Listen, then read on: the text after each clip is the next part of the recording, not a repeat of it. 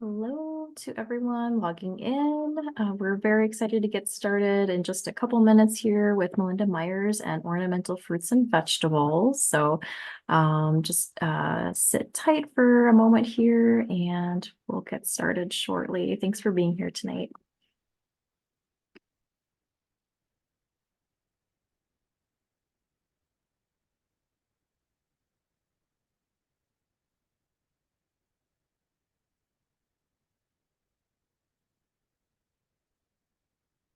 Hello again to everyone joining the presentation. Get started in just a moment, just giving people a couple minutes to log in and get settled, and then um, we'll have our feature presentation with Melinda. So just sit tight. We'll get started very soon.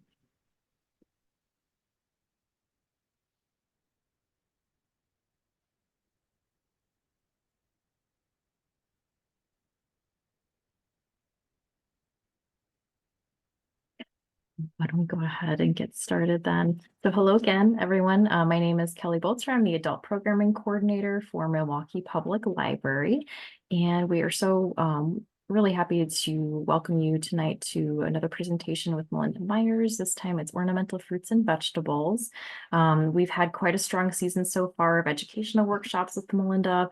They are all available on Milwaukee Public Library's YouTube channel. So if you go to our website, mpl.org, there's a link at the top to navigate over to the YouTube channel where you can catch up on past webinars that we've hosted with Melinda these last couple of months now.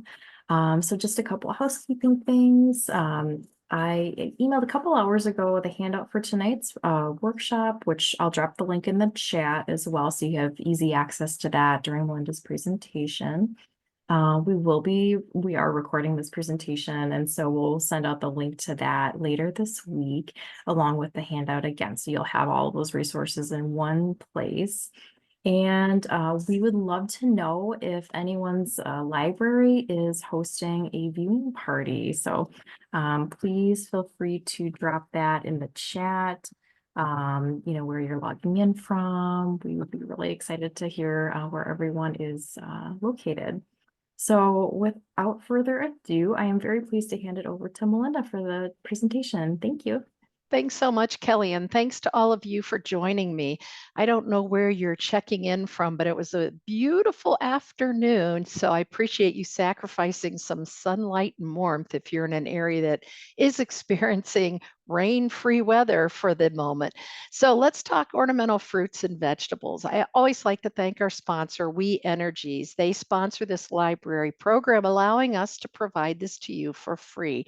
So thanks to them. Thanks to Kelly and the folks at the Milwaukee Public Library for hosting the webinar. For all of you librarians and libraries out there that are hosting viewing parties, doing special activities related to each month's feature. Thank you so much. And thanks to all of you for joining us. Thanks to the public libraries across Wisconsin and the Upper Peninsula of Michigan, and to everyone joining us tonight, no matter where you're from. So, fruit gardening is really starting to trend. Some of you may be growing fruits and vegetables for a long time. Some of you may be new to this. Maybe you're looking for ways to make your garden or your landscape have more edible plants, but still look beautiful. And so, we're going to look at some of the vegetables that are beautiful and some ways that you can use fruits and vegetables in your landscape to add beauty, function, and edibility as well. This was a home on a garden tour a few years ago, and it's a beautiful foundation planting. And what you can't see is she popped a few peppers in there, and there's a strawberry basket hanging. She's got a couple planters of vegetables tucked in with her foundation. So maybe you only need a couple of tomatoes to have that fresh tomato for your salad in your front garden. Maybe it's by your home. How about your entranceway? Here we've got some ground cover of strawberries, so it welcomes visitors as well. The white flowers in the spring, the green leaves in the summer, the edible fruit that you and hopefully not too many of the birds enjoy, and great red fall color. So it's a great great ground cover and foundation planting. This was my friend's garden quite a few years ago, and this was right at her front entrance. She loved to cook, and I'd often go and help her garden before I had a garden of my own. And so I'd go out her front door and do some harvesting, bring it in for her to cook things up. So you can see in the lower left is Brussels sprouts. Nobody in my family fights me for my Brussels sprouts. I love them. But look at that blue-green foliage there. A long season plant adds beauty.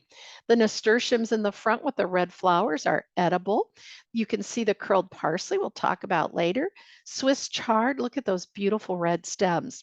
Do not eat the Nicotiana or flowering tobacco. I'm not sure why she put a poisonous plant in that edible front entrance garden. This was a garden out in Portland, but what fascinated me is here's their side yard. So you can see the meter tucked in behind the cosmos, great pollinator plant.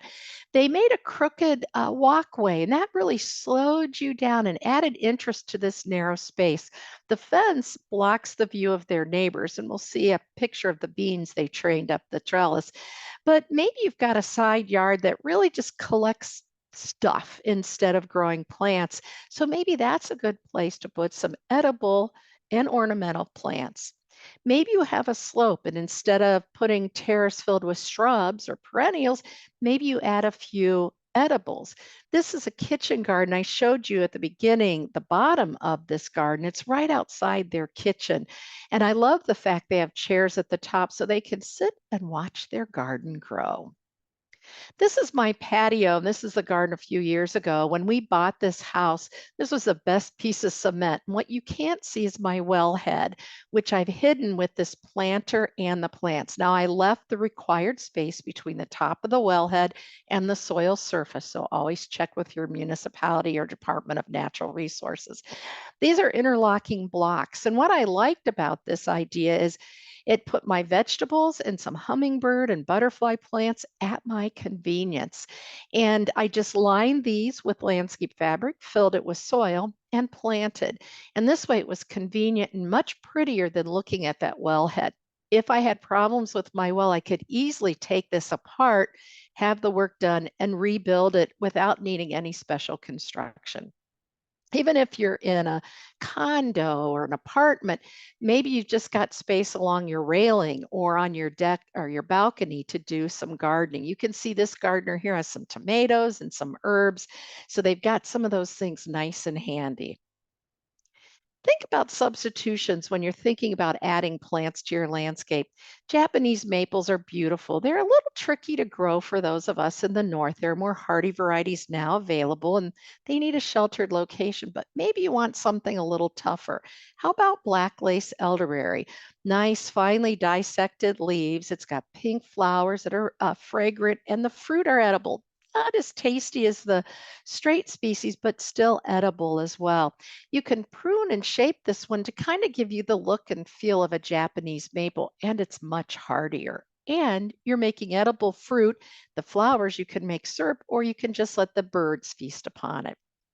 Maybe you don't have room for a large apple tree, but you could espalier apple, peaches, pears, those kind of things on a fence to create a screen. You'll need less room. You will have to do a bit of pruning, but flowers and fruit that are ornamental, as well as creating some screenery. This is that side yard I was telling you about. This fencing is next to the neighbor's driveway, and these are beans they grew. So edible, but creating that screen for the time of year that they're out.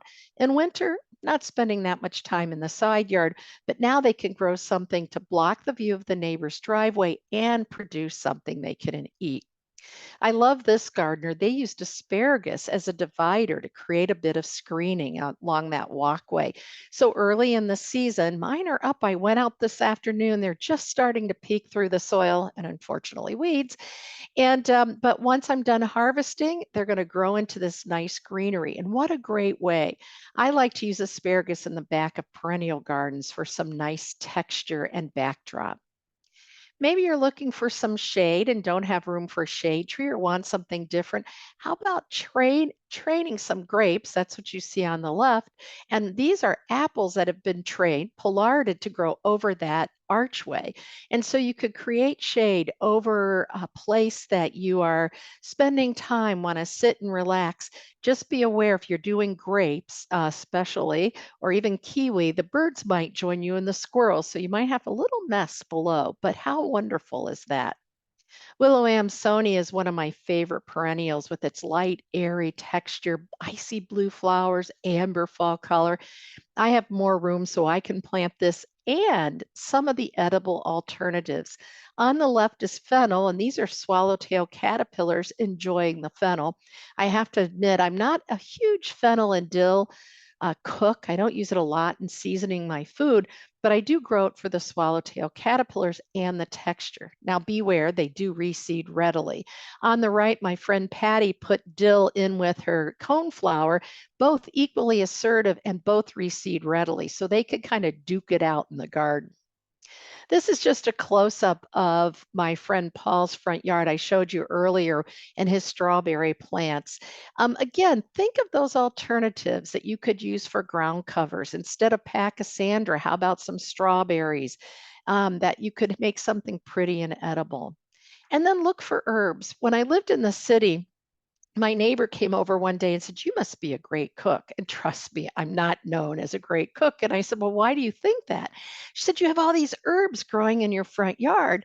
And I said, "Well, I love the color and texture of herbs." And I do cook, especially more in the summer when things are fresh. They taste better. But I love herbs for the texture they add to the garden and they mix well with other plants. Here we have red boar, kale, and basil. I wanted to throw in a few ornamental plants that are also edible. The one we're looking at is the spruce, kind of tucked behind those tulips. And this is at Rotary Garden in Janesville, Wisconsin. So spruce tips, sorry, I've seen you could buy them pickled.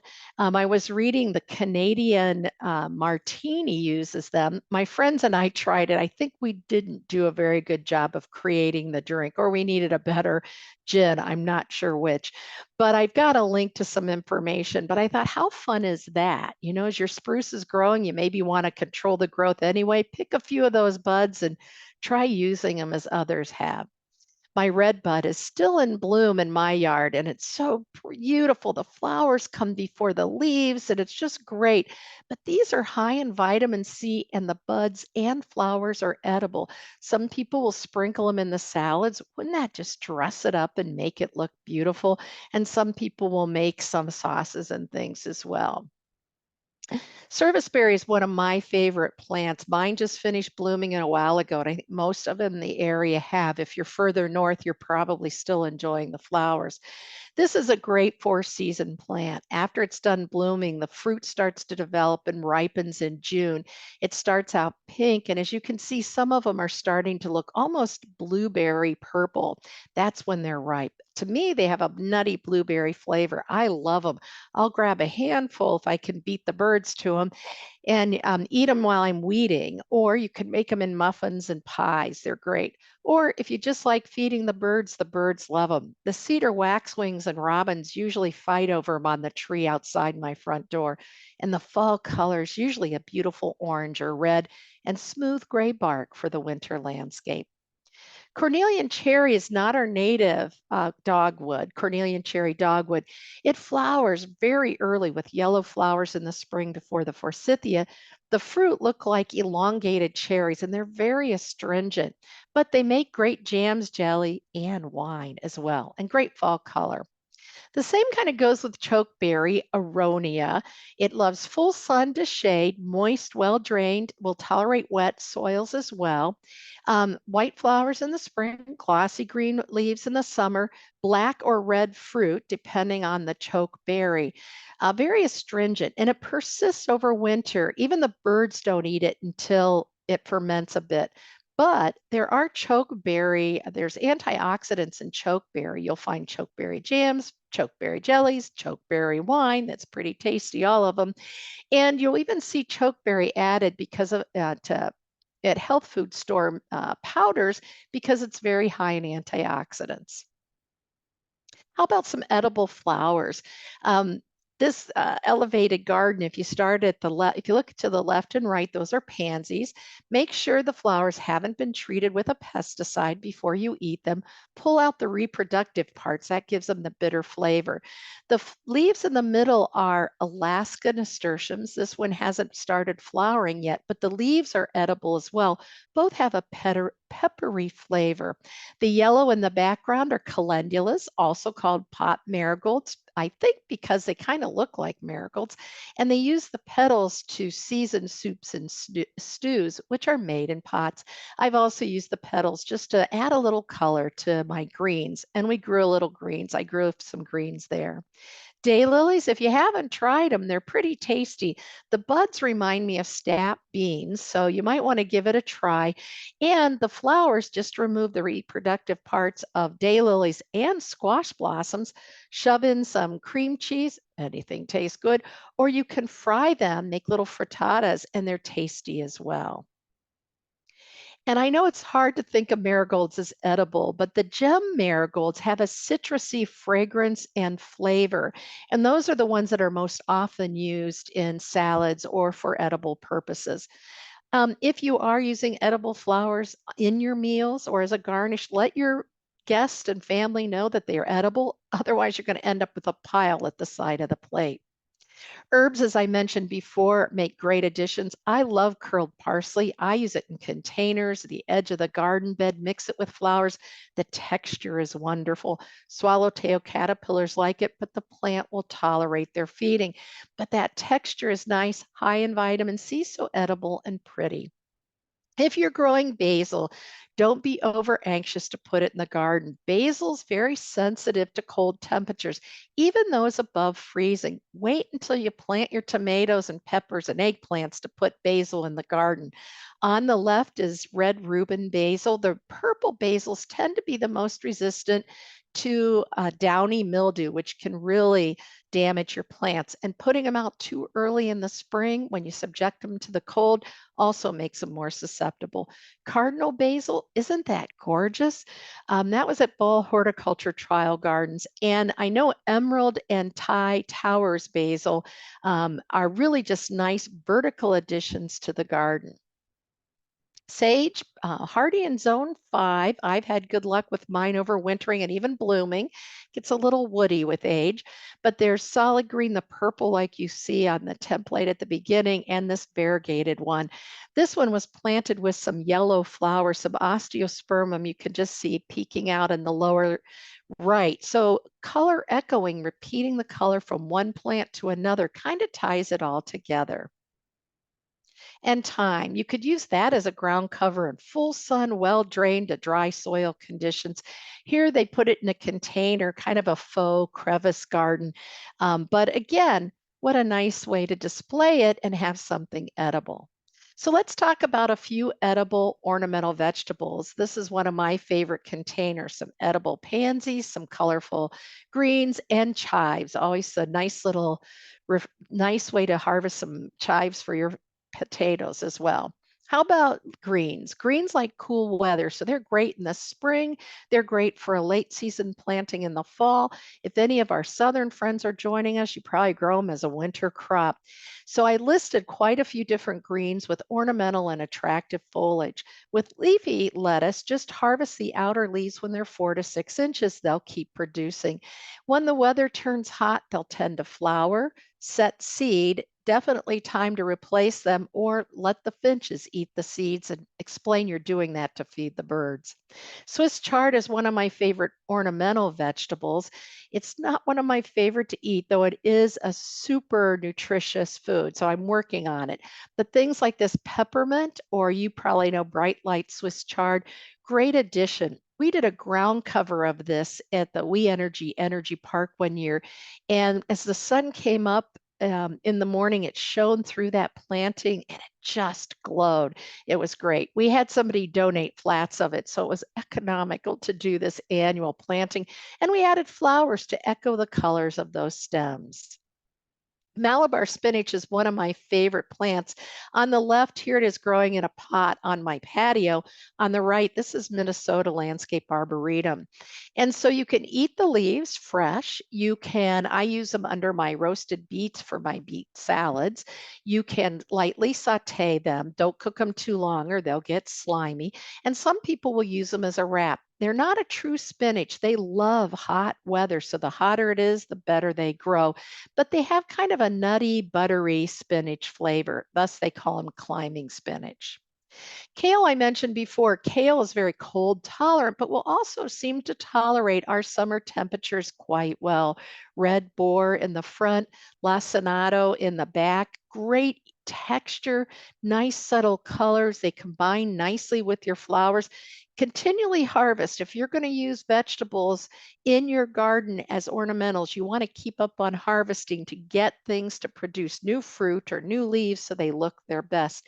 And here they're combined with that tangerine gem marigold and some other ornamental plants.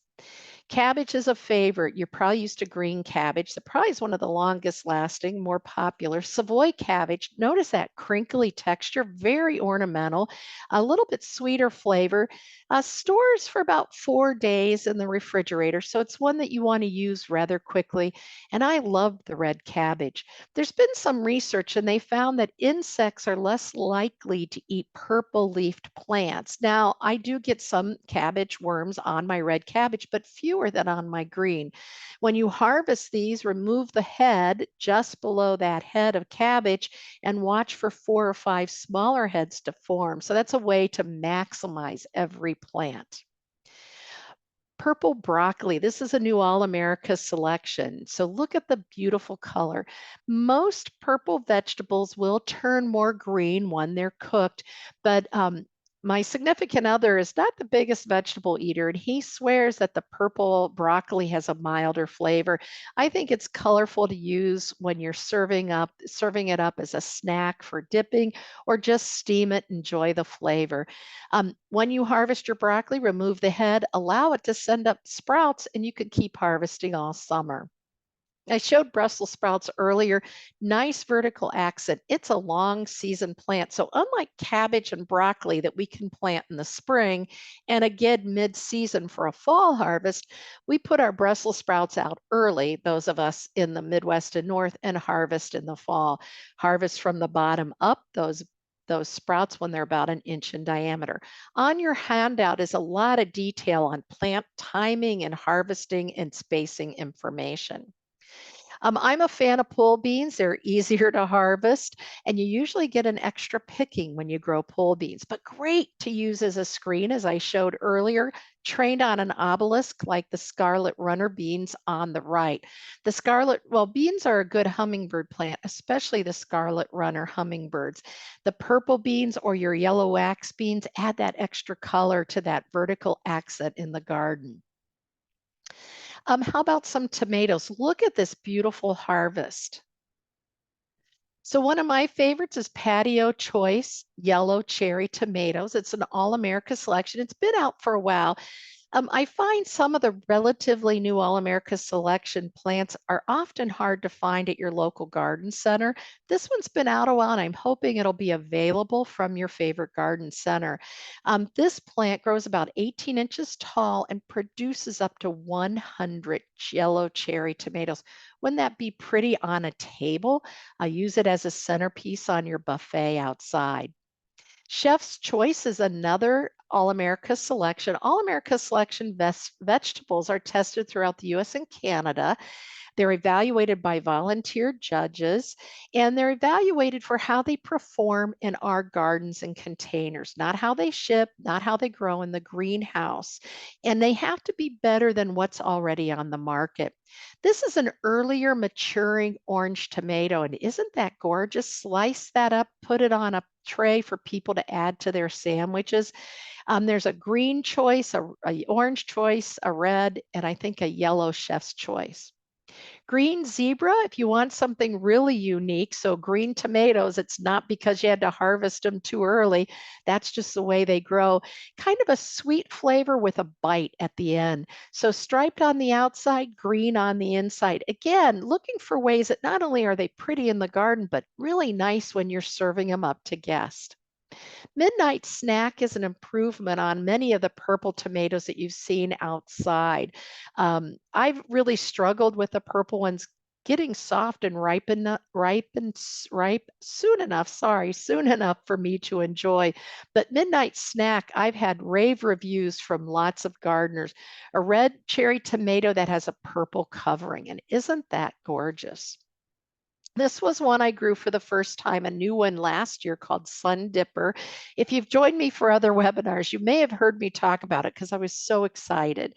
So these mature to orange, and look at how pretty they are. They're kind of a bowling pin shaped fruit, so you could grab the end, make them easy for dipping. So you can take a bite out of them, not pop the whole thing in your mouth. I shared some with friends and they met rave reviews from them, and I'm growing them again. Had to start them from seed, but totally tomatoes. I think Gurney also had them. Burpee, you want to check. It's one of the joys of looking through catalogs, right? Finding out what they offer. Sun sugar I grow every year because it's a favorite of my grandkids. I took a bowl of these sweet and tasty tomatoes to my grandson's birthday in September one year, and all the parents looked at me like I was crazy, and I said, they'll be gone because my grandkids know how good they are and eat them like snacking snacks. And so I left the bowl out and it was cleaned out before the party had really started. So very sweet tomato. I usually put them in a pot on my patio so my grandkids have easy access. Another sweet fruit with some beautiful coloring is sunrise bumblebee. Now I have to admit I haven't grown this one. Dawn, who works with me, likes this one even better than sun sugar. But look at that striping, just like a sunrise. Isn't it gorgeous? Both are indeterminate. Sun dipper, this one, and sun sugar are indeterminate. So you need a fancy or a nice looking obelisk or a way to support them so you can keep the plant upright, easily harvest, and make them look good. Another indeterminate tomatoes grow, flower, and fruit until the frost kills the top or you pinch out the growing tip. Apple yellow, look at that interesting looking fruit. The marketing material says it produces 1,000 fruit this size per plant. I think it's 2,000. When I grow them, I can't keep up with the harvest. I try to invite friends who love them to come and help me harvest and take home a bag or two. So very pretty fruit. You can see they cascade over the edge of the plant.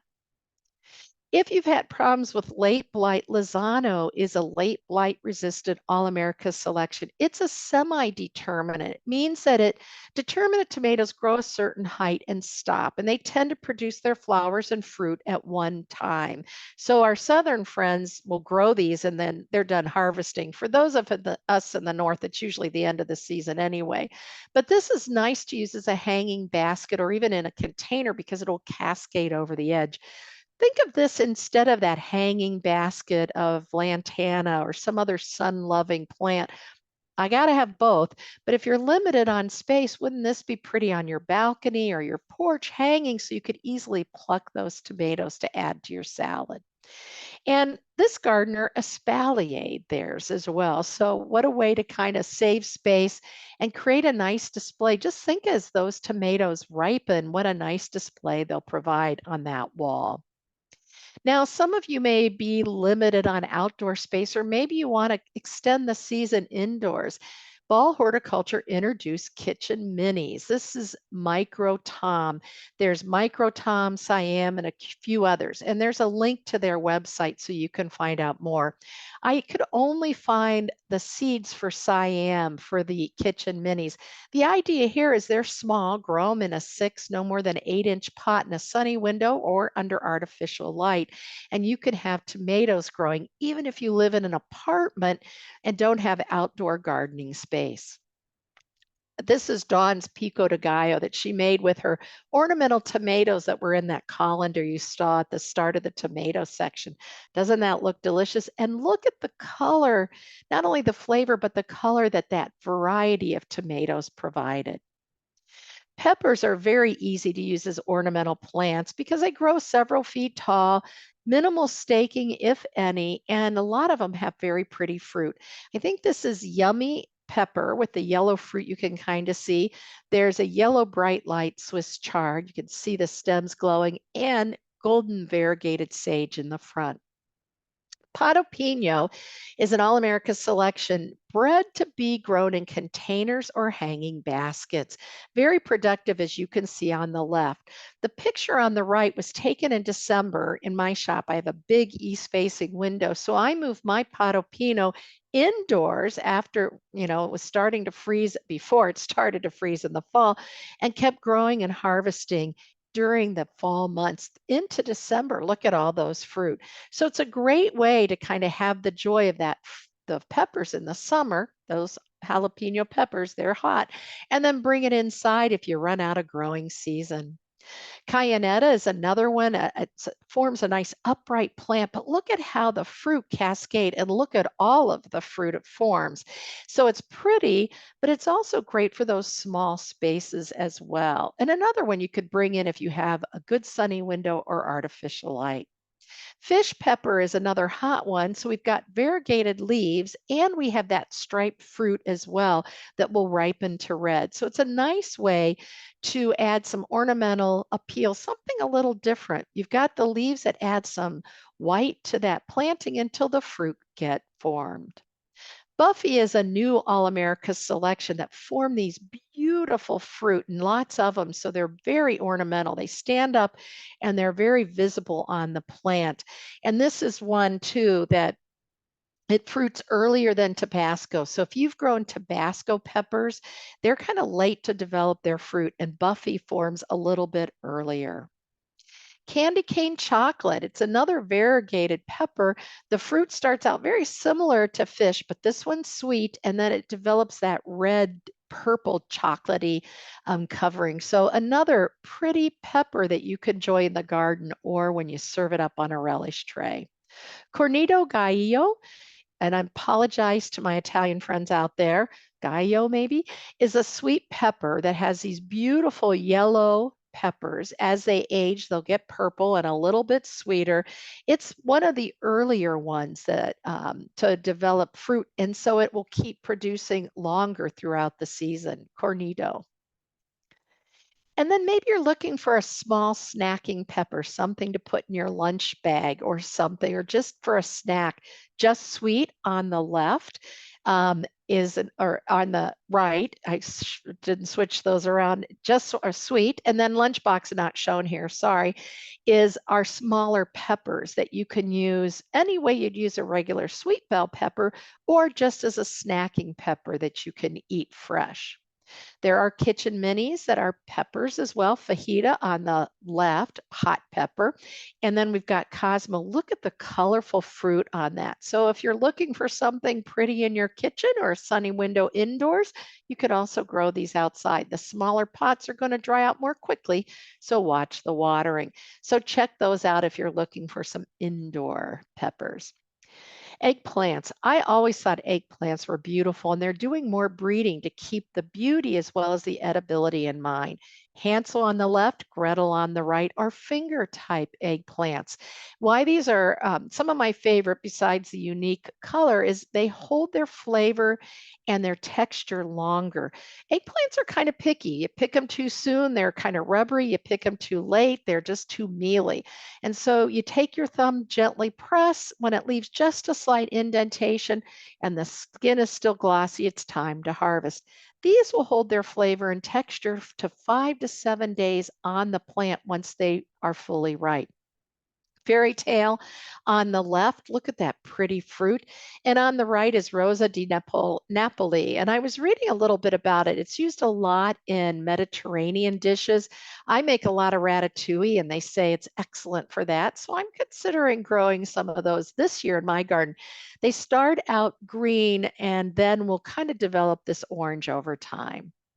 Okra, all of these plants, tomatoes, peppers, eggplants, and okra, they're all related. So try to rotate your plantings of those to reduce disease problems. But they all like warm soil, warm air. So don't be too anxious to put them in the garden. Wait for the danger of frost to pass in the soil and air to warm. On the left is candlefire, on the right is blondie. As you can see, the okra on the right, blondie, has started to bloom. Okra is well, I shouldn't say this is in the tomato family. It's related to hibiscus, as you can see by the flowers. It still likes it warm. Sorry about that. Blondie is a more compact okra. Candlefire produces those bright red pods. Now, I like the flavor of okra. My family doesn't, so I'd always find the okra that I try to sneak into dishes piled up on the side of the plate. My southern friend said I was probably overcooking it. So you don't want to overcook or you'll get slimy okra. There's some information on, and I think a link on the handout to All America's Selection and a recipe and some tips on okra. If it's not on the handout, just go to their website. Sweet potatoes. These are related to tomatoes, eggplants, and peppers. Sorry that I misspoke earlier. Wonderful, beautiful vines. They like it warm. They're very cold weather sensitive. So these are once we get even a light frost, it'll kill the top. And you want to harvest before then because it can't even damage the tubers. Um, Starting them from slips, order them. Mostly we'll have to order them. I don't know garden centers, many, if any, garden centers that carry them in the Midwest and North. And then you plant those out, you let them grow and cover. You could even grow them in a pot and treat them like a cascading vine. You won't get a huge harvest, but you'll get quite a bit. Wouldn't this be a pretty ground cover or front planting like they've done here with the vegetables or flowers behind it? There is one called Treasure Island that has colorful leaves and orange fruit. Regular sweet potato vine, the ornamental, the tuberous root is edible. Some people say it tastes great once you microwave or steam it and put butter on it. Some people say it's not as tasty, but the regular sweet potato with the orange or red, fleshy tuberous root work great. I've grown them here. I'm in southeast Wisconsin, away from the lake, and I've had good success. Storing them, treating them to keep the sweet flavor requires high humidity and warm temperatures. I just kind of cure mine like I do my potatoes, and I make them. I add a little brown sugar and butter and then freeze them. So they're not as sweet as if I could do the humidity and the high temperatures, but they're pretty tasty because they're homegrown. Cucumbers, think about going vertical and let it instead of letting them sprawl on the ground. And I love what this gardener did. She used, I think this is a sweater dryer, painted it purple or blue, and trained her cucumbers. It's a beautiful addition to the garden. When we're growing cucumbers, going vertical helps increase airflow, light penetration, better productivity, and fewer diseases. We harvest them when they're about 1.5 to 2 inches for sweet, 2 to 3 for dill, 8 to 10 inches for slicing, and then a little bit longer for the burpless type. And so you harvest based on the use. So this is just one way you can use cucumbers functionally, ornamentally, and make harvesting easier. Cucumbers, like squash plants, do produce male and female plant flowers separately. So you may get a flush of flowers that are all male, followed by those that are female. Then you need pollination. And Kitchen Minis has a quick snack cucumber as well. Cucamelons, a fun plant to grow. I love this plant. It's fast growing. It's a vigorous vine. You can start it from seed indoors. One of the garden centers in my area starts transplants, gave me a jump start. Isn't this a fun cover for this structure? And the cucamelons look like little mini watermelons. You can see them up there. When they're ripe, they drop from the vine. I think they taste like a citrusy cucumber. I had a woman who tried them. She said she hated them. Her kids loved them.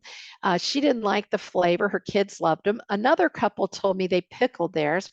I pickled mine last year. I should have added the alum because they're a little soggy, but very productive. And I didn't plant as many as you see here. So a fun plant to grow, interesting fruit.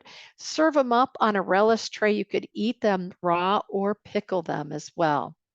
And don't forget about squash and melons. Training them up here, they're being used as a backdrop, as a screen. This is delicata squash. Now, if you're growing big fruit and melon, you can plant cucumbers out about 2 weeks before your tomatoes. Do the squash and melons about the same time. I plant mine right from seed in the garden, protected from the birds, but they like warm soil to germinate. But if you have big fruit like this watermelon, you'll need a sling. This was at Chicago Botanic Garden, and I love it. Macrame's back, folks, if you were doing macrame back in the 70s. But wasn't this a pretty sling? They grew this watermelon on an attractive obelisk, so they had a vertical accent in the garden. They used the macrame to make an attractive sling, so it looked good hanging as opposed to an old nylon stocking or a chunk of your old t-shirt, which will also work as well. One of my favorite, or I have to say it's my favorite zucchini, is Ostia zucchini. And the leaves aren't powdery mildew. If you look on the left, you can see the silvery variegation. The plant is Ostia zucchini on the right. Here it is at State Fair. It was under shade for about a week, so some of that variegation disappeared. I grow it in the garden. As you can see on the left, this is in my garden. Very productive plant. I grew about 9 different squash plant, the zucchini plants one year. I had all these seeds. I thought, oh, I'm just going to plant them and grow them. And yes, I had to make a lot of zucchini bread, give a lot of zucchini away. That was not the brightest thing I've done. But at the end of the season, I just grow Ostia zucchini. It gives me enough. 3 plants is about all I need for not only using fresh, for using in ratatouille and also baking bread. So it's very productive. And then if you don't have room, put it in a pot on your patio in a sunny location.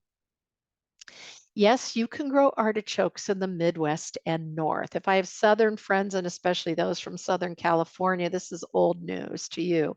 But for those of us in the North, our winters are too cold. Artichokes typically are biennial, where the first year send up leaves, they go through winter, the next year they send up the chokes that eventually develop in flowers if you don't harvest them to eat. I like Imperial Star because it will form chokes that first year. You can start seeds indoors early. I buy mine. I work with Ebert's Greenhouse Village in Ixonia. I think Pasquazi also sells them, my other partner in Lake Bluff, Lake Forest, Illinois. I just start with the transplants. The leaves have a silvery cast to them, interesting texture that you can see here on the right. It's mixed with alyssum and a red cabbage. On the left with the zinnias.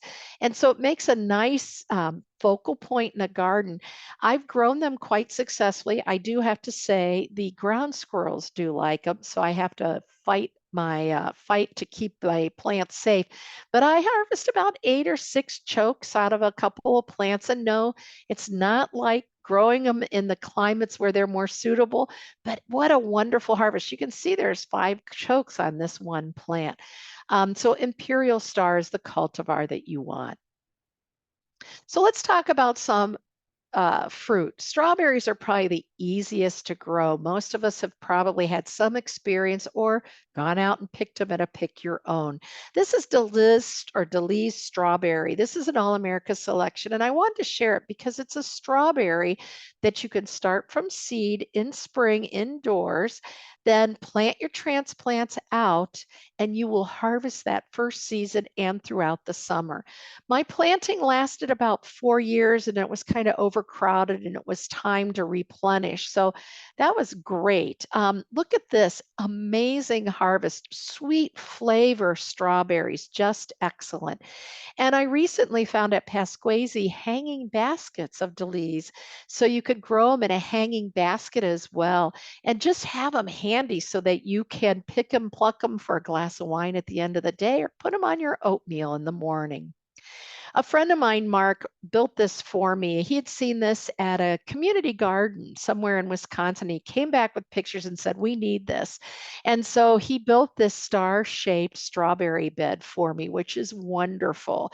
And so it's a great ornamental way to display your strawberries and have them. Now in cold climates, strawberries set Their June-bearing strawberries set their flowers in the fall for a June harvest. And so that's why we typically mulch our strawberries in the fall, because that early harvest, the flower buds were set. Day neutral and ever-bearing strawberries has several crops of fruit throughout the year. So kind of decide what works for your ornamental display and how you want to grow them. I usually grew ever-bearing strawberries because they had runners and I hung them on my porch, or day neutral because they keep producing fruit throughout the summer. So that hanging basket or that patch, that ground cover, gives me fruit throughout the season. I mentioned hanging baskets. It's a great way to grow them. So you're growing your strawberries in a hanging basket and you're in the north. What do? I always grow mine in plastic pots like you see here. At the end of the season, I can sink that pot in a vacant part of my garden. When I was living in the city, I had done that with my pot of strawberries, and I'm looking out my window going, what's that red in the garden? It was late fall, hard frost had hit. It was my strawberry plant. So I was still enjoying them, even though the pot was sunk in the ground. Here's a strawberry tower. Now in the north, those roots are going to be subject to extreme cold. So this is one that you might want to just do June bearing or day neutral and use them as a one season crop, and maybe move them into the garden if you're in a colder climate, but kind of a fun way to display them. And in containers, on the left is one called Cupid, and on the right is a strawberry pot. And so sometimes what I find with strawberry bags and pots is that you put the water in the top of the container and it goes down, but it doesn't always reach that bottom row, depending on how large the container is. Taking some PVC pipe and drilling holes, or a cylinder of hardware cloth filled with sphagnum moss, and watering through that, it helps to distribute the water evenly from top to bottom. So if you've had problems with your strawberry bags or your impatient bags, even where the water doesn't get all the way down, you might want to try that trick.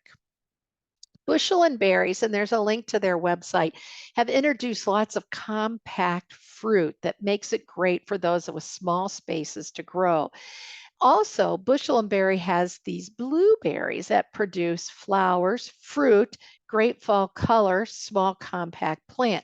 Blueberries like moist, well-drained, acidic soil, and most of us don't have that condition unless you're already growing blueberries in your garden. Then you're very lucky.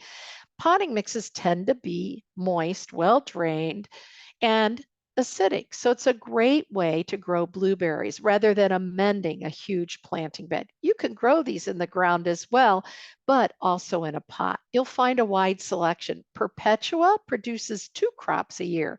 You only need one blueberry to have fruit, but if you do 2 blueberry varieties, you'll have more than double the fruit. They've introduced 2 trailing varieties, Sapphire, and the other one is Midnight Cascade Blueberry. So wouldn't that be fun to have a hanging basket of blueberries from your porch or your balcony?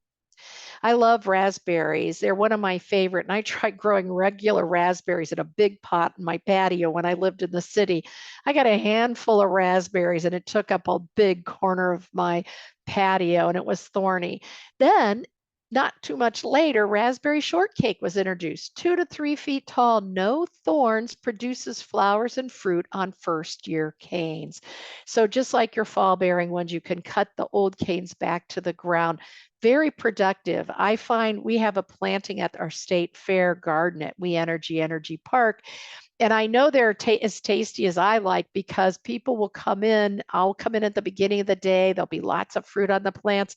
When I leave at the end of the day, there aren't as many, if any, ripe raspberries on the plant. So nice and tasty, no thorns, great in a pot. They don't spread as rapidly as regular raspberries.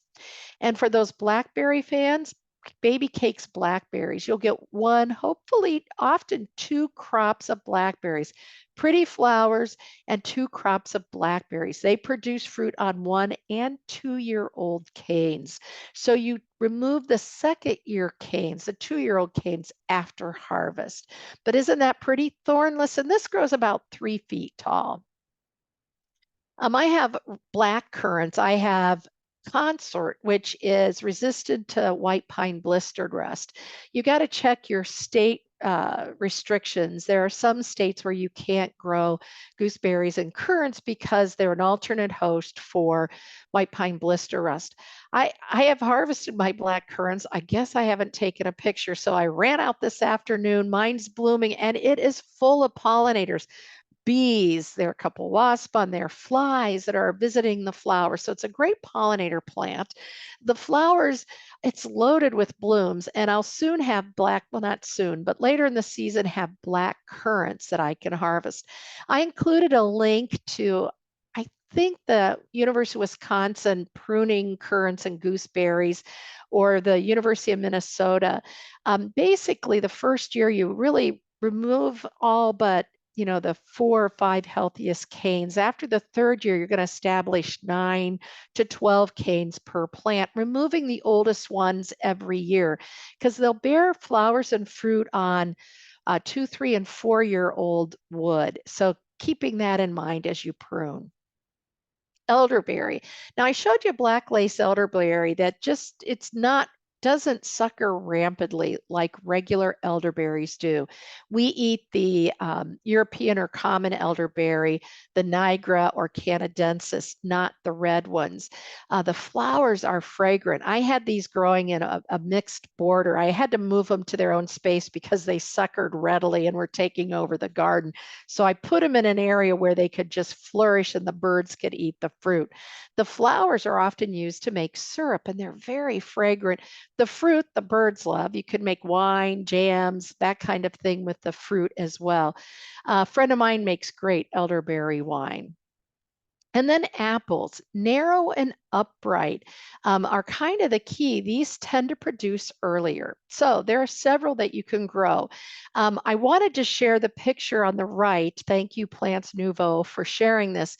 Columnar apples like the urban apple only are 2 to 3 feet wide and 8 to 10 feet tall. So great for small spaces. With apples, you typically need 2 varieties or a nearby crab apple that blooms at the same time so that you will have pollination and fruit formation. The narrow upright apples tend to start forming fruit relatively soon in just a couple of years. And just look at how easy it would be to pick those apples and very minimal pruning needed. You can also grow apples in pots. Now, these are both containers. I think the one on the left was in Portland. I showed you that side yard garden earlier. The one on the right, I think, was in Missouri at a botanic garden where they took it in for the winter. Now, I'm in a cold climate, so I grow mine in plastic nursery pots, and I'll talk about overwintering them. But these are great for screening. They're great for small spaces. Jana Red is a self-fertile apple that's on a dwarf stalk that you could grow in a pot. You'd only need one. Or again, if your neighbor, you have a crab apple nearby, it would work quite well. I'm growing North Pole and Golden Centennial. They're good pollinators. As I just planted them last year to start as a screen. I need a nice backdrop for placing containers on my patio and breaking some of that wind as well. Figs. I grow figs. This was in Chicago, actually, a rooftop garden. Brown turkey and Chicago hardy will grow in the north. They're hardy to zone 5 for sure. And you could try them in a zone 4. They will die back to the ground for us, but they'll send out new growth. And especially when we have a long season, you'll get nice productivity. My son-in-law has a plant. My daughter and son-in-law have a plant between their patio on their backyard. It's fenced in. They're closer to the lake than me, very protective, gets very warm, and they get tons of figs. I get quite a few, and my figs are out I'm more open. I am subject to hard frost, but I still get about 20 or 30 figs. And no, I'm not going to make fig jam or have a lot to dry, but boy, it sure is fun to harvest some figs and share them with others. Nothing beats the flavor. You can also grow them in a pot and bring them inside. My accountant, I was taking care of my taxes in the end of the season, and he had pots of figs. Somebody in their area puts them out. They put the pots out by They're knockout roses, so very decorative, and they were starting to form fruit. The one on the left, I think, is from Minnesota. And look at that fruit forming. You know they're ripe when they're soft and brown. So far, the ground squirrels haven't seemed to like them as much as some of the other plants in the garden. So you can bring them in for the winter, a cool, bright location, minimal watering. I've even had them form flowers and fruit when I overwintered it indoors, but typically I get a bigger harvest in the summer. Just a couple of vines. Grapes, training system is really important. They're very rampant growers. And so you want to do some regular pruning to keep them in check. Look on the handout that I gave you a link, and it talks about different training methods so that you can train them up and over a support. Again, if you're putting it over your dining table outside, keep in mind there might be some guests eating on the grapes and dropping some other things on your plate. So you may have to put this in a seating area where you can tolerate those visitors. But isn't this great? No leaves in the spring and the fall after a hard frost and the harvest, and it lets the sun in to warm that area below, provide shade, something edible, and just like something out of a movie. Hardy kiwi. Be patient. I planted kiwi maybe 10 years ago. I thought I had a late spring frost, thought the plants died, so I bought more. They all survived. You need one male for every 6 to 8 female plants and to get pollination and fruit formation. For years, nothing. We built this extensive trellis system, huge vines, and I thought, well, it's a screen, nice backdrop to my gardens when we're doing pictures and video. 2 years ago, I had four kiwis. I was so excited. Last year, I had hundreds, buckets full, and I even left some for the birds. Now, what I learned, because I'm harvesting, and you want to wait when the seeds are black, they can be picked. When they're soft, they have the best flavor. I found out that you could pick them, and they'll continue ripening indoors, and they'll last up to a month, and you can refrigerate them, and it takes several, and they'll last several months. So next year I'll do that. This year I made kiwi liqueur. You can eat the skins. They're just the size, a little bit bigger than a big plump grape. Wonderful flavor and good and hearty. Check with your local Department of Natural Resources Extension Service. As I was reading, they're invasive in a few areas. So I haven't found things popping up, but mine just started fruiting. So we want to be careful. So check to make sure it's not invasive. This These are my kiwis in the fall. Isn't it gorgeous? The beautiful yellow fall color. I think this was red Dervilla, Kodiak red Dervilla. It might be Kodiak black, actually, Dervilla. I love the fall color that these two provided. Lots of fruit, great screening, vigorous grower, so have a sturdy support. And citrus. I did a blog for Milorganite, so there's a link on growing citrus. So those of us in the Midwest and North, this is something we could grow in a sunny window. Often will bloom for you in the winter, may even start to set fruit. If it's indoors, you'll need to do a little hand pollinating. Meyer lemon and the Mexican lime or key lime are probably the two easiest to grow. Scale insects have been my biggest problem. I'm taking a break from growing citrus because I had such problems with scale. I had a couple of good years of growing and harvesting, and the scale just got ahead of me. And so I'm just decided I'm going to give it a break. And then when I'm ready to grow and tackle that insect, but the fragrance of those flowers are wonderful. And there's nothing like I was slicing up the limes and using them to add a little fresh lime flavor to my beverages. And maybe when I get going again, I'll make key lime pie as well. So how do you overwinter tree shrubs and perennials in pots? Well, there's a couple things you can do depending on the plant. If it is something that needs it cold, and a dormant period, I put mine in my unheated garage. I have kind of a system for keeping them insulated. And this is not my garage. We borrowed this picture. I'm not sure who gave it to us. Thank you for letting us use it. But storing it in an unheated garage, I have some insulation around the pots so that when the temperatures really drop, watering whenever the soil's thawed and dry is very important to do.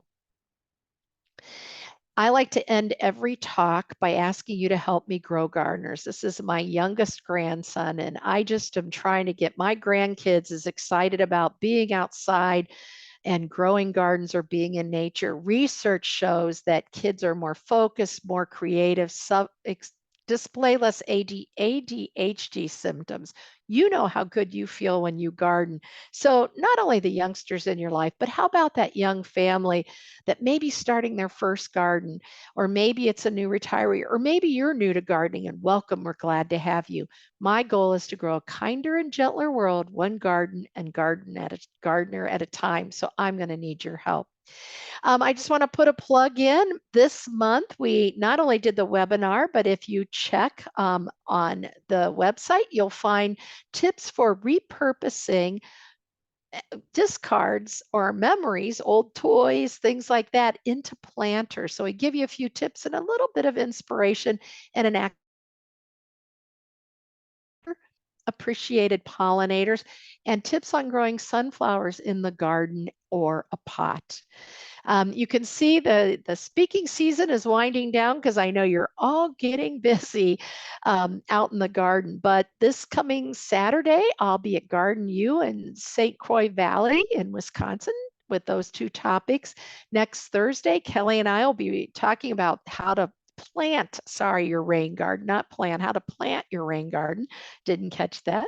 And then I'll be at Ebert's Greenhouse Village on Mother's Day weekend, just answering questions because nobody wants me in the way. You and your mother will get your plants and I'll meet you at the checkout and answer any questions. On June 1st, if you're in the area of Ebert's Greenhouse Village in Ixonia, I'm talking hydrangeas. And then, as I mentioned, the underappreciated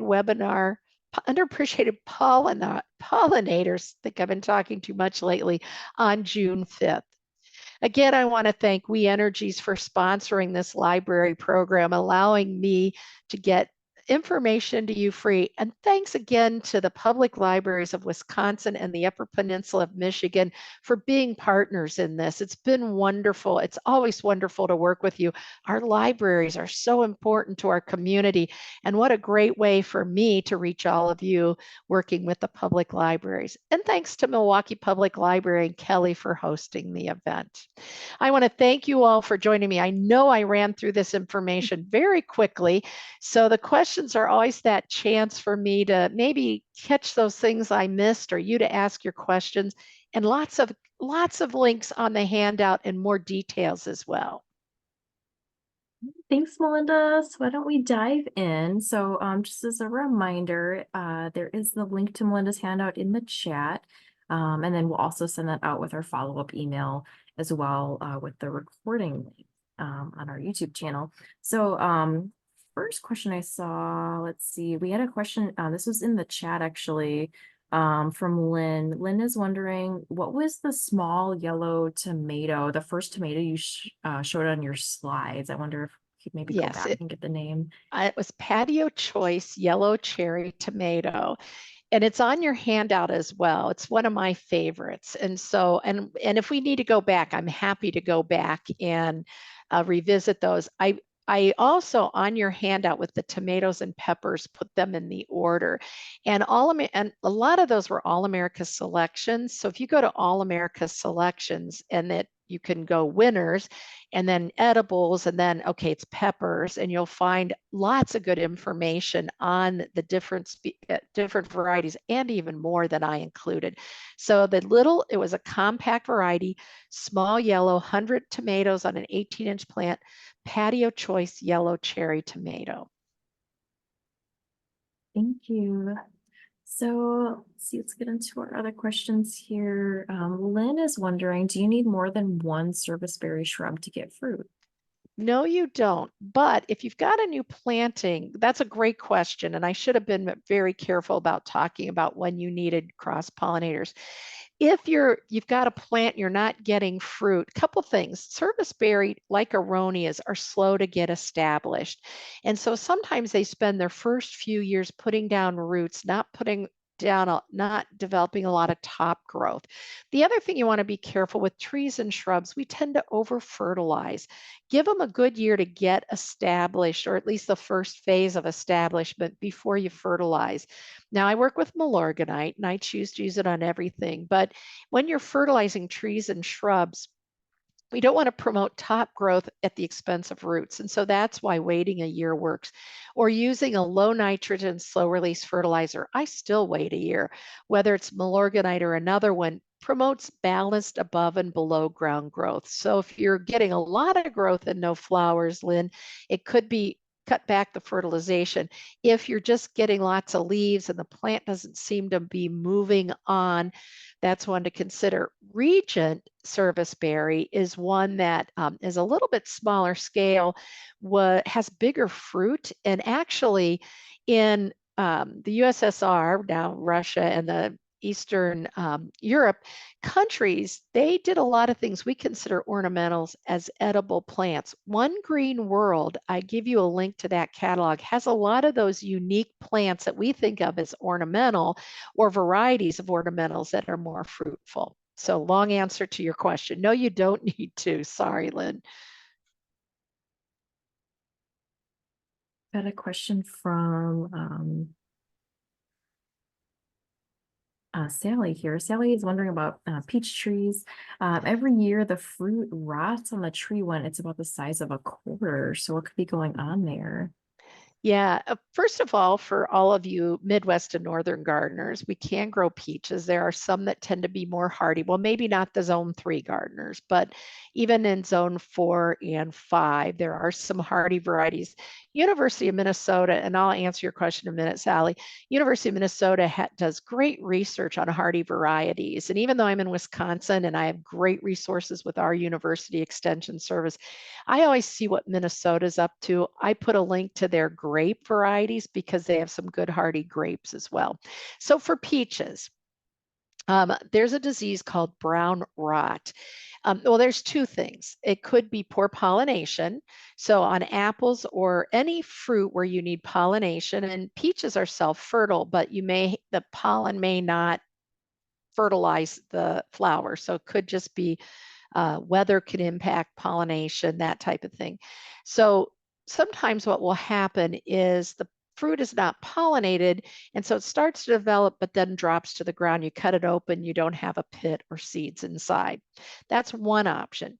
We also have something called June drop, especially on apples, but any fruit plant often will produce more fruit than the plant can support.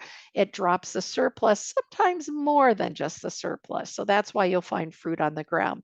There is a disease that the whole prunus family, plums, cherries, and peaches can get called brown rot.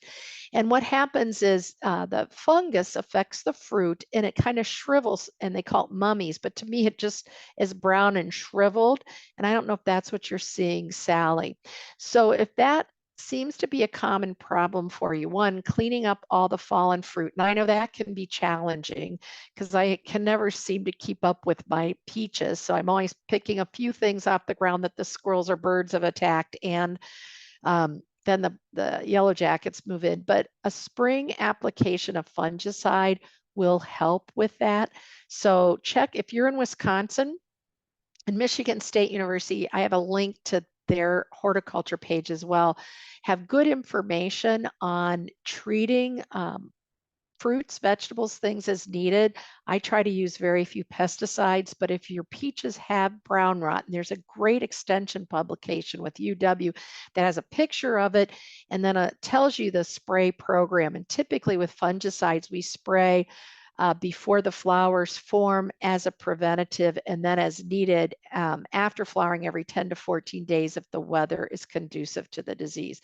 So check out that publication and then decide try sanitation. Hopefully the weather's good, and whether you want to spray or not, because that can be challenging to reach the whole tree and get good coverage. Question from Lynn. Lynn's asking, I have parsley growing in my garden from last year. Will it taste good this year?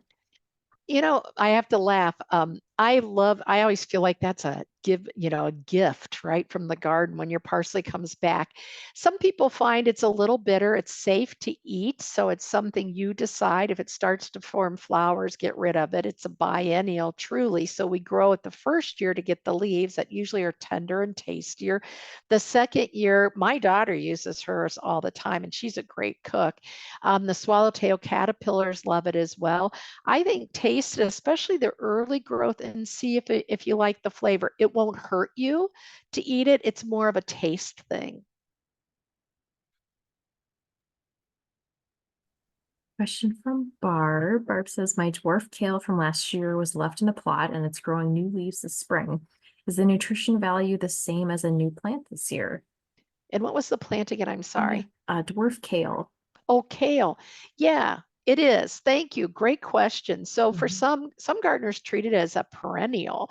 So and that flavor of kale, the cooler temperatures, I think it tastes better. Kale's that superfood. I have a lot of people laugh because I love the look of kale and Swiss chard, and I use it a lot as an ornamental. I'm working on embracing it. It is a superfood, very nutritious. So it's a good one for your health. I grow a lot of baby leaf, Tuscan baby leaf kale, a little bit milder flavor. So it helps me work my way up. Excuse me, I have a lot of gardeners who've given me recipes on how I can enjoy the flavor of kale, and I do eat it fresh in salads mixed with other greens. So yes, Barb, definitely it's one, and I know a lot of gardeners really are kind of plan on it coming back the next year. Got some wonderful notes of thanks in the chat. So thanks for everyone being here this evening. On a comment from Fab Shah. For anyone interested, I have a beautiful little Regent Service berry that's in its third year, about 6 foot by 3 foot, very airy form. Highly recommended it for its delicate flowers and delicious berries. Birds love it. Yay, thank you. I know it's so tasty. I have one right outside my front door and I just can't wait because it's always tasty and I love watching the birds. So always happy to share. Let's see. So Nancy's wondering, how do you keep thistles out of your strawberry plants? Oh, hand dig, hand dig, hand dig. And I was out looking at my asparagus and boy, I have a lot of weeding to do in my gardens this year. And my strawberries too. So good gloves to keep the thistles from biting back. And strawberries are so dense, depending on it really makes it hard. In some kind of plantings, when I know I can safely protect my good plants, I may cut back and wick on a little Roundup. I try not to use herbicides in my food crops or in my yard at all. I have crown vetch I've got to manage, but digging, digging, digging. And the good news is if you get them early, they're easier to remove, or if nothing else, cut them back at ground level. And you could eventually starve them to death if you keep after it, but the key is keeping after it. So I know it's not the easiest, but hand digging or cutting to ground level repeatedly is your best bet. Yeah, we had to do some hand digging of thistles last weekend here at my Yes. house. So yeah, it's quite a chore. All right. So Nancy says, first of all, thank you for including a lot of container gardening options. And then question, can you plant the pot or the container of blueberry plants when the weather gets cooler? Like I think like you were showing with the strawberry plants. Oh, yeah. So a couple things you can do.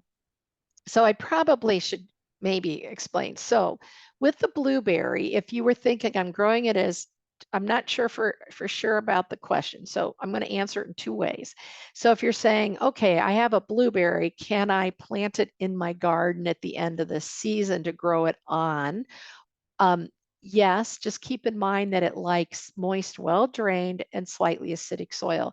My fruit professor, when I was working on my master's degree, he ended up moving to Mequon, Wisconsin, which had very heavy clay alkaline soil. He dug a trench 3 feet wide, 3 feet deep, 15 feet long, highly amended the soil, and he grew a beautiful blueberry hedge. I am not that dedicated. So I grow mine in pots. I have had some success minimally growing Perpetua in my garden, but much better in the container. So yes, if you mean like the strawberry, any of those perennial plants. So even with an apple, let's say you grow it in a nursery pot, you get the pot from, the garden center on their shelf of recyclables, plant that, set it in your pretty container for the summer. In the fall, you could lift your blueberry or you could lift your apple and bury it in a vacant part of the garden. That works great. You could move it in your unheated garage, water whenever the soil's thawed and dry. It's usually too warm in our homes to overwinter these. They start growing. We don't have enough light. They need that dormant period. So hopefully that answered your question. You can also, I've had some success, and I talk about this in the handout, especially when I lived in Milwaukee. I had a brick house, a brick garage. My neighbor's house was brick, very sheltered. I was closer to the lake. I put all my perennials and trees in pots together. They were in weatherproof pots. And I took my annual containers and put them around that, added insulation. The annuals were going to die anyway.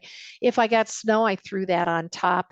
If you do fall decorations, bales of hay or straw, put that around. Anything that insulates the roots if you have to leave them above ground in a sheltered spot. So unheated garage, buried in the garden, a vacant pot, or protected if they're left above ground.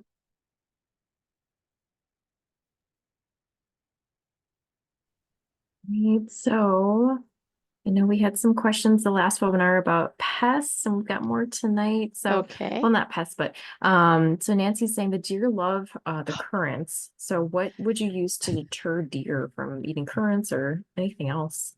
Yeah, I hear you. Mine are luckily inside. I have a 7 foot deer fence. So the ground squirrels get in, but the deer stay out. So I'm very lucky for that. So I work with PlantSkid. I like to disclose that right away. It's an organic odor-based repellent. So you don't want to spray the part you eat because it wouldn't taste good. But, early in the season to kind of break the deer of the habit before your fruit are starting to form. So even when it's flowering, you could spray the leaves, or when you notice or before they start eating, the liquid leaves a little red residue. It does smell. I'm not sure my smeller is as good as some people because it seems to fade after a day or two and is not noticeable. The red spots will do the same. I use granular plant skid around garden beds and my flowers to keep the rabbits and gray squirrels and chipmunks away. It sometimes works with ground squirrels, but they're omnivores. They eat all kinds of things. This product works on things that eat plants. So you could try plant skid. Scare tactics, I find if you've got deer in your yard, they're probably used to people. I'm out in the country now, but I just talked to someone who was in the city that said, they're coming in my yard. There's like 20 of them walking through from the parkway. And so, they come up to the house. So anything you can do, scare tactics may or may not work. Fencing small areas, a fence even 5 feet high that's no more than 13 by 8 feet will typically deer won't jump in. And especially if you could put something early in the season. I know that's not as decorative, but you might want to do decorative post and use invisible deer fencing. Some people have luck with fishing line and decorative post, and they put it about 2 feet, every 2 feet, starting 2 feet above the ground, and it tends to keep the deer away. Excuse me. So those might be some things to do. I've had really good success with plant skid. Again, it's organic odor-based, rain and snow resistant, so you don't have to use it as often. But like any of these, always monitor, because if there's enough deer and they're hungry enough, they will find a way to eat your plants.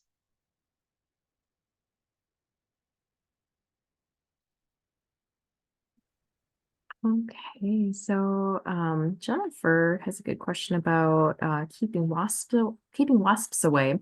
Which edible plants are the best to do that? We did rosemary and it worked well. Are there any others to try? Well, interesting.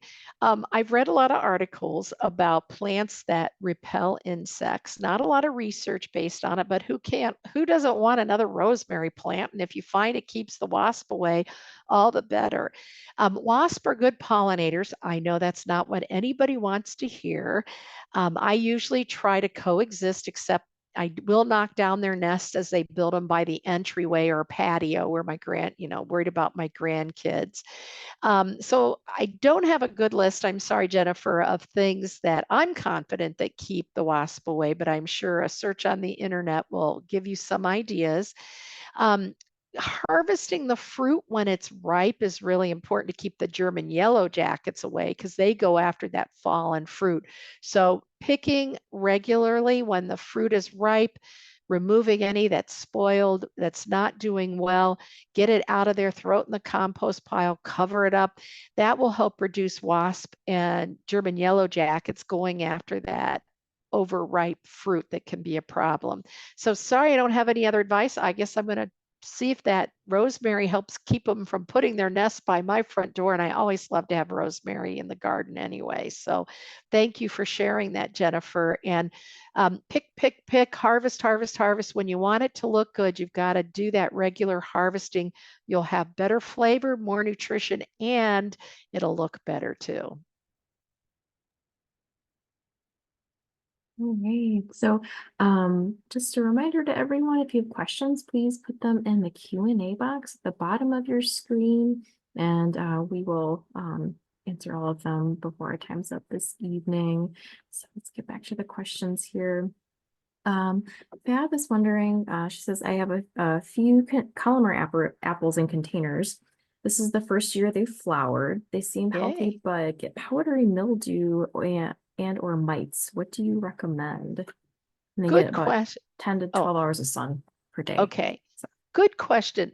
Believe it or not, the last 2 years were hot and dry. If you were in most of the country was hot and dry. And the powdery mildew is a bigger problem when we have hot, dry weather, which just doesn't seem like it should be, right? It's a fungus. So it may have been a fluke for that. The same with mites. Mites tend to be an issue as well. We don't like to spray when the plants are blooming, but you could start afterwards and you could use something organic. And that's what's nice about the columnar apples. They're small enough that you as a home gardener could safely spray them. You could use something like neem oil or horticulture, like year-round spray oil.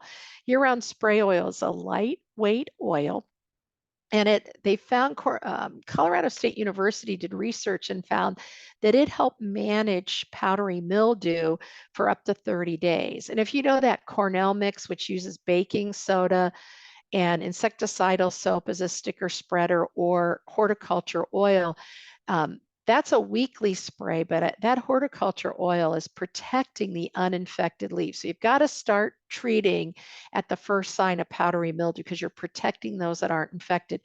Um, Year-round spray oil and as well as neem will also work on controlling mites. So if you don't have the mildew, you might want to try a strong blast of water or insecticidal soap for the mites. But if you're concerned about both mildew and mites, try the year-round spray oil or the neem and follow label directions. thank you. Let's see. Lynn is wondering, do you know where you can buy the Astia zucchini seeds locally? I'm guessing maybe meaning Wisconsin or Southeast Wisconsin. At this point, it's a Renee's garden seed. So I know they're like Pasquesi has a collection of Renee's garden seeds. I don't know if it has osteo or not. I ordered mine. I probably have about 4 packets. So if you see me, I should give you some, because I keep going. I can't run out. And then I find last year's packet. I don't know if Ebert's does. I would find if your local garden center sells Renee's, it's a Renee's garden product. Otherwise, she delivers pretty quickly, so you might want to check. She also sells this great bean, Muscat. It's an All-America selection, great for pots. It's a bush type bean, very productive.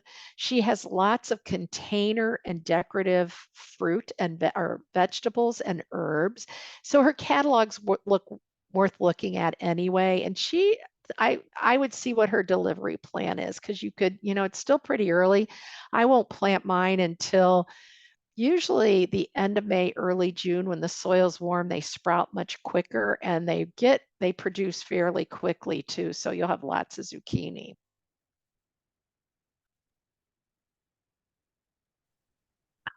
Comment from Kevin. Kevin says, I wanted to call out the orange and purple cauliflower. They seem to Oh, be easier to yes. grow than traditional cauliflower, and their uniqueness seems to make it easier to get the grandkids to try the vegetable.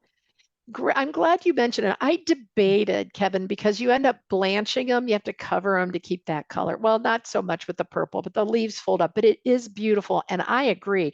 I've never been successful with cauliflower until last year. I grew the purple cauliflower. And this year I have orange as well. So thank you for mentioning. I never even thought about the kid factor, which colorful vegetables, that's a great point, Kevin. Colorful vegetables are a great way sometimes to get kids to eat those things. I didn't bring carrots into the mix because they're underground, but they're fun to serve up. There's yellow, orange, and purple carrots as well. So thank you, Kevin, for mentioning that. Something we overlook. And, if you haven't tried it, try the purple cauliflower. One thing about cauliflower is it's frost tolerant once it's established, once the head is formed. But when they're young transplants, if they're hit by frost or they're stressed, they'll start to form the head, but it's called buttoning. And this happens with broccoli. It won't fully develop. So they'll take it cool, but when we've got a frost in the forecast, a little covering early in the season is worthwhile. End of the season, the broccoli Brussels sprouts and cabbage can tolerate that. So if you have any questions, feel free to drop those in that Q&A box. Get a question here from, it's like Ritalin. They said, I have pure sand for soil. Any way to Neat. amend it enough to grow anything in my lifetime? You know what? My soil is like brown sugar, and it's got a few rocks thrown in. And I am amazed at how well it does. But here's what I've been doing a lot to try to increase help me have more moisture retention, more nutrient retention. Lasagna gardening is one of my favorite methods, and it's basically composting on the soil surface to create a planting mix. Starting those beds in fall is usually a little easier because you have all the raw materials, but you started them in the spring and planted the same time.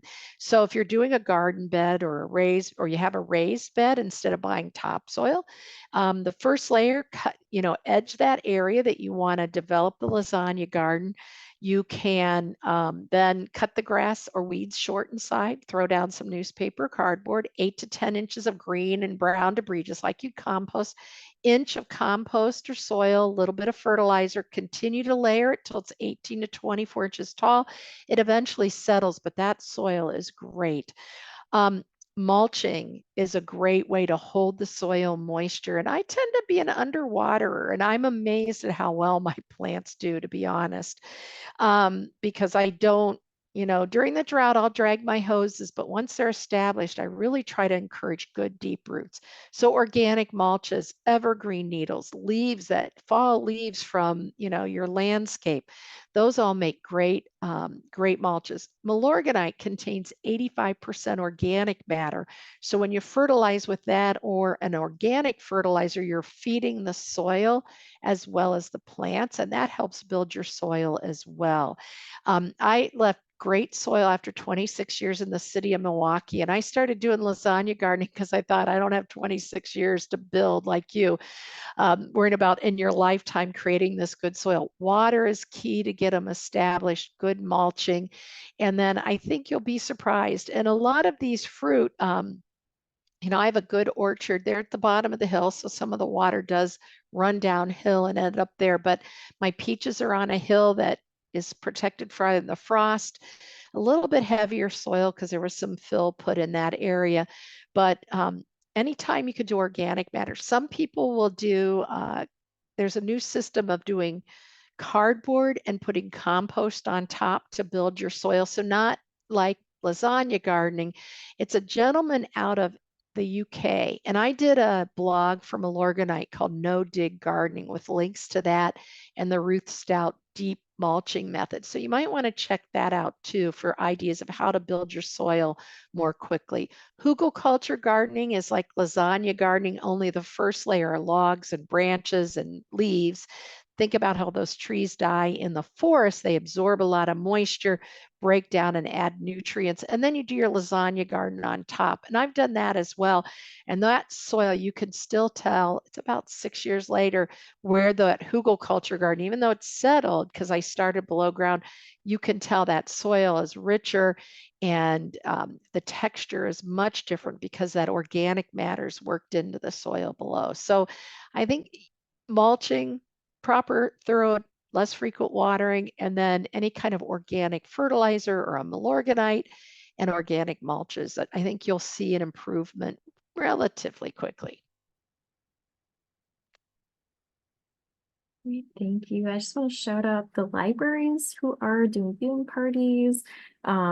Sean wrote in from Door County Public Library and Door County Seed Library are hosting a viewing party in Sturgeon Bay at Crossroads at Big Creek. So thanks for being here. Sandy from Brown County Library is holding a viewing party for the three webinars, April, May, and June. And then lots of folks tuning in from all over Wisconsin, and I see some people in South Dakota as well. So thanks to everyone for being here this evening. Comment from Fab. They said someone at a nursery recently told me I must know my stuff because I asked her for Milorganite, and I said I have a good teacher to see Melinda.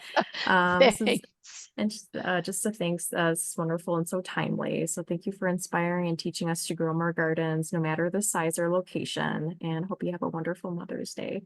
Oh, thanks to all of you as well. And send us pictures, post them on my Facebook. I'm sure Kelly loves to get them in the library because we'd love to see what you're up to. Hashtag beauty outside your door is one way you can share what you're doing with others to inspire them as well, because you all inspire me. So thank you, Kelly. Thanks to everyone who joined us. Thank you so much. And so make sure to join us next week. We're going to do how to plant your rain garden. So if anyone has established plants, you might see them poking up through the soil already. So it's getting to be that exciting time of the year. So thanks again for tuning in. And then again, if you'd like to see this recording when we have it posted or anything from the past, we have that on our YouTube channel, which you can find that link at mpl.org. We will send out a follow-up email with the handout and then a link to this recording, probably within a couple of days here. Yeah, thank you so much. Thanks to Melinda. Again, thank you so much for sharing your wealth of knowledge with us. We learned so much, and so we're really, really grateful to work together with you. And with you as well. Thank you all. Have a great, great weekend. Bye now. Goodbye.